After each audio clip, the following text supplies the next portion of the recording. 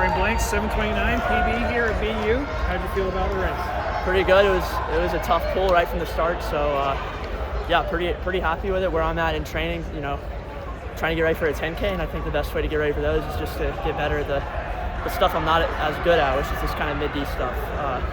3K is kind of an ambiguous distance in terms of long D, mid-D, so I figured this would be kind of like the final mid-D test out of my two, which is just a 1,500 a month ago and a 3K today. So happy with the performance, not particularly happy with the close, but damn, I mean, there's not much to be unhappy about there. That was a great race. Easier or harder than grinding that 12:59 in December?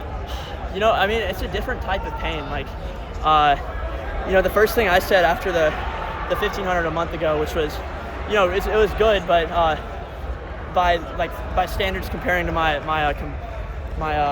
opposition, it's kind of mediocre, a 3:36. Like, I got to get faster than that to be competitive at the world stage. But I remember finishing that race, and the first thing I said to my roommates who do the mile, I'm like, wow, that's way easier than a 5K. That is way easier, but it's a lot harder to succeed in those type of races because it's so short, it's so fast. You don't really have time to think or like collect yourself. So I have a lot of respect for these events, and it's something I'm not great at right now.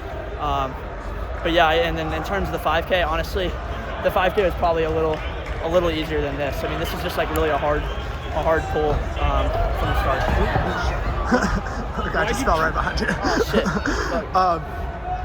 That was something like a 15-second PB. Obviously, missing so much of the indoor season last year is probably a big part of that. But like, do you feel like kind of like the 3K? It seems like would be a natural place for you to start indoors. Like, how have you kind of approached training for this race? Really not sacrificing anything for the 10K. Didn't really do anything specific at all for the 3K. Right now is basically I'm training for like I trained in cross country. So this is kind of what I showcase. Is kind of what I can get with like that really tough aerobic base we build here, especially in the winter. Geez, I mean, it's just an absolute grind here, and it just feels so good to just get out and race. I'm sure I could have maybe performed a little better, maybe closed a little better if I maybe trained a little more specifically for these events. But at the end of the day, like, this is just kind of like a step on the road to the 10K in a month, which I'm really targeting. And yeah, I mean, I'm pretty happy with it. Yeah. Was part of the decision to turn pro in December the luxury of being a little more selective about how often you race as a pro versus a collegian? Absolutely. I mean, it's something that hasn't really worked for me in the past with the NCAA is just the schedule. I mean, it's tough. It's a problem I have. Maybe it's just, a lot of people are able to really thrive, like with the lots of racing, quick turnover of the seasons. It's just something that hasn't really worked for me in the past. So probably one of, if not the biggest decision to go pro is to be able to kind of like slow down, control my indoor season, and just be able to train and like just stay healthy. Get through the winter here. It was just really tough this year in particular over the past 4 years that I've been here. And then move on, get the 10K. And that way I'm like really set up for the, hopefully to qualify in August for Tokyo. I will say like it does suck to like have to watch my, team get on a bus to go to Cornell, compete at EPS today. Like, I mean, that for me is like, I'm gonna miss that so much. I'm not sure anything can really top those like collegiate team atmospheres unless you're really at the Olympics. I don't know, like I have to see what the World Championships are like, but I would imagine it's honestly might not even be as passionate as like a collegiate race. Hope that doesn't upset too many people. I'm sure like there's other competitions like Euro Championships and stuff where there's kind of like that team atmosphere, small nations.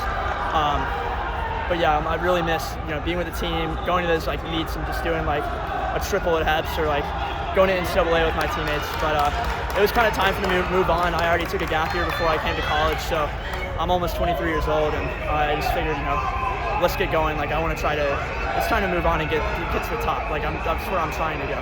So the Grand Blanks atmosphere rankings are Olympics, indoor HEPS, and then maybe Worlds, or what was it? He said HEPS was first. So I've never been to Worlds. The best meets I've been to are indoor HEPS, NCAA cross country, Olympics, of course, right? I mean, honestly, those are the three best meets I've been to. I can't lie. I mean, NCAA, I might be a little biased because, just because I want it and like I'm with my team. Indoor has, just because it's a closed atmosphere, it's loud. There's so many events. Like there's the 500, the 1,000, like the 800. So like everyone has something they think they're good at, and so everyone has a chance to win. Everyone's excited. Lots of relays.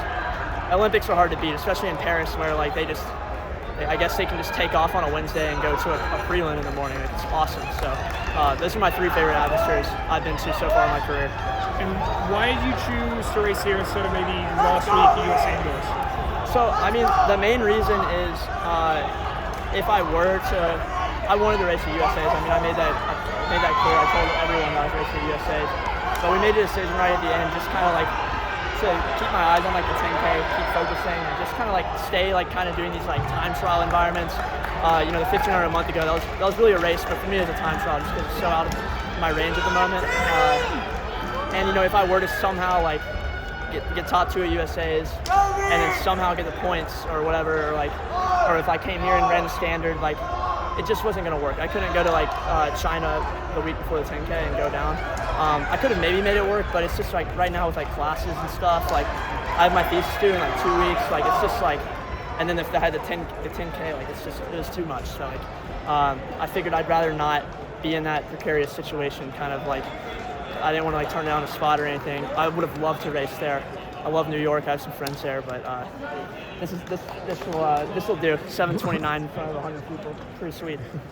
You said what you ran today, what you showcased today was off of like cross country or aerobic base training. What does your training look like from now until the 10K? Does it change? Is it still very similar? I mean, now that most of the city is like thawed, like we'll probably hop on the outdoor track a little more now. I rarely got on the indoor track. I maybe touched it like 3 or 4 times because I'm pretty frail during the indoor season. Don't want to like throw anything off at the banks. Thankfully, this track is a little more forgiving than our home track. Yeah, maybe get on the outdoor track, do a little more like some reps, like some race specific stuff.